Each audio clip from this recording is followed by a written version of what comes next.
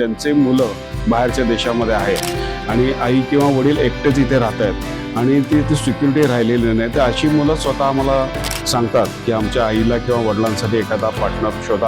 त्याच्यामध्ये पुढे त्यांचं आयुष्य कसं जातं याचं काही नंतर काही तिथे पण पुढे काही डिवोर्स पर्यंत काही गोष्टी होतात. महिला जिवंत राहिली तर ती घरात ऍडजस्ट होते, घरात काहीतरी घरकाम करते वगैरे, पण पुरुष जर जिवंत राहिला त्याचा हाल होत राहतात. अशा प्रकारची जी जोडपी तुमच्याकडे येतात त्यांचं पुढचं आयुष्य कसं जातं, समाज स्वीकारतो का त्यांना? पुरुषांच्या अपेक्षा असतात की सुंदर पाहिजे, हो या वयात पण.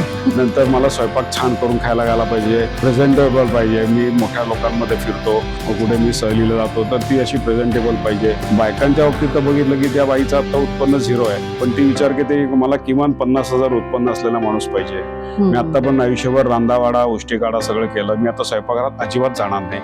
काही जातींमध्ये तर विरोध खूपच जास्त आहे, म्हणजे तलवारीने त्या बाईला कापून टाकू इथपर्यंत म्हणणारी सुद्धा लोक आहेत.